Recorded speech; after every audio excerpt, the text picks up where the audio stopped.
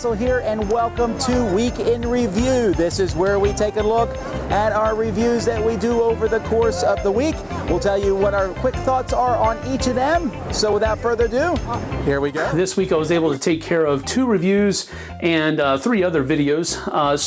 The 2 reviews were, first of all, from Crypt Games has just picked this one up. It's called Internal Affairs. It's a neat little social deduction, kind of with a numerical twist thrown in there, for anywhere from I think 5 to 8 players, but you could play it with less than that. It has special rules for it, but I really think the more the merrier with this kind of game. So that is Internal Affairs. Take a look at that one. Then I was also able to do something on the other end of the spectrum here, and that is Dingo's Dreams. This is along the same lines as far as how the game feels as something like Augustus, where it has a definite bingo-inspired mechanic in it, but there's also a tile shifting mechanic that really makes it feel like you are simply not playing bingo. So that's a really cool game. It's going to be good for families and other kinds of groups, gateway type situations. So check out Dingo's Dreams from Red Raven Games.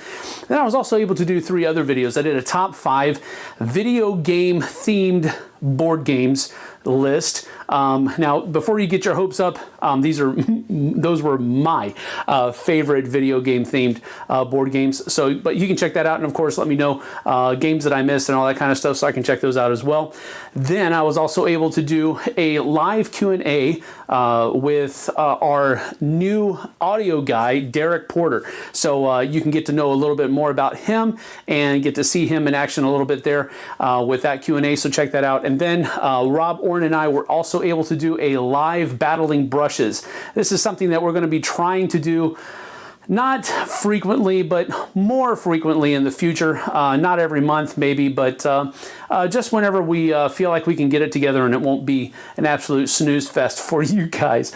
But this was kind of a trial run, see if we could do it, see how it worked out. And so far the positive feedback has been pretty good. So we'll try to get in the future, but I just can't say exactly when. That's a live battling brushes. This month we're doing Zombicide Black Plague. A lot of cool miniatures in this game. So check that out as well. And hey, that's all I got for you this week. See you on the flip side. Hey everybody, Z Garcia here. This week I reviewed 2 games, and I did a top 10 solitaire games, and I did it all by myself. So go check that out, please. The video reviews are for Karnivore Koala, a take that card game with some dice rolling, some card playing, gorgeous artwork. As you can see, I love the look of this game, but ultimately not really a very good game. It's a little long. There's a lot of take that and randomness in it, so I would only recommend this if you know you enjoy that style a lot. And the other review I did was for 51st State Master Set. I am a huge fan of this system. This is a lot like an evolution of 51st State and New Era meets Imperial Settlers that you might be familiar with. And it is awesome. I love the post-apocalyptic thing.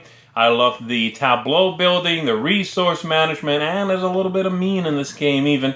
So, way high praise from me on this one. And that is it for me. I will see you next time.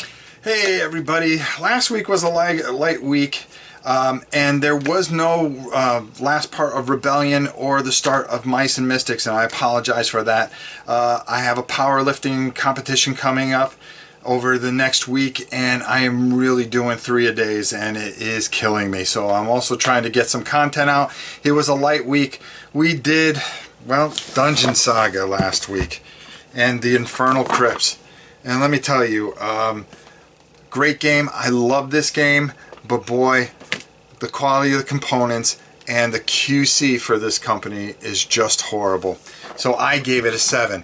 Also, I did a live battling brushes with my old buddy Sam as we started Zombicide, the Black Plague. Next week, hopefully things will be a little bit better, but we still have one more week and a couple more competitions, so, and that'll be it for the rest of the year. Well, until the end of the year. So I appreciate you guys sticking with me, and we'll see you soon, and thanks so much for all your support. Okay, so for me this week, first of all, I played Mix and Match Robbers from Hava, which is a speed matching game, which is a cool idea how it worked, where you mix and match the top, middle, and bottom, but just didn't come out really well in the end. I thought there's a lot of better games than this one. Monstrous. In this game, you're throwing cards onto a table, landing cards and other things.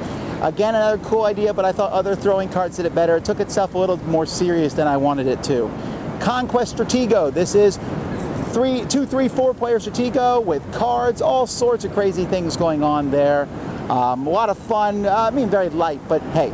Apotheca, this is a abstract strategy style game where you're trying to get 3 potions in a row and you're using special abilities. There's 2 ways to play. The second way, 1 versus everybody else, very good. Mists of Bilehall, this is an expansion for Descent. Doesn't really give a lot for the heroes, but offers new cool monsters, mostly undead stuff. And of course, I added that to my collection. The Gods of Asgard, this is an expansion for Blood Rage. This is an expansion that I can play with it or without it, doesn't matter to me.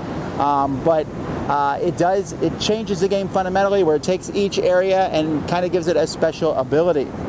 Then we have Room 25. This is the new reprint, the upgraded version of Room 25, where you're inside essentially the Cube movie and trying to escape that with other players with a trader aspect. I liked it. Talk more about that in a second. Expansion for Legendary Captain America set. Very solid set. Some nice new abilities. Man at a time will let you play cards twice. Just a lot going on. It's a little set, but a good one. Marvel Dice Masters Civil War, another solid set for Dice Masters. Really, just watch my review. I like Dice Masters. The Civil War storyline's my favorite, so this is a good combo for me. And then finally, Room 25 Season 2. This is an expansion which I think is absolutely essential for Room 25. It adds more characters, adds special abilities for each characters. I mean, if you're going to get Room 25, you get this. This is amazing. Puts with it and Room 25 together into my collection for sure. Hey folks, that has been the Week in Review from Canada. This has been Tom Vassell. Thanks everybody. We'll see you next time. Don't forget to watch Boardgame Breakfast.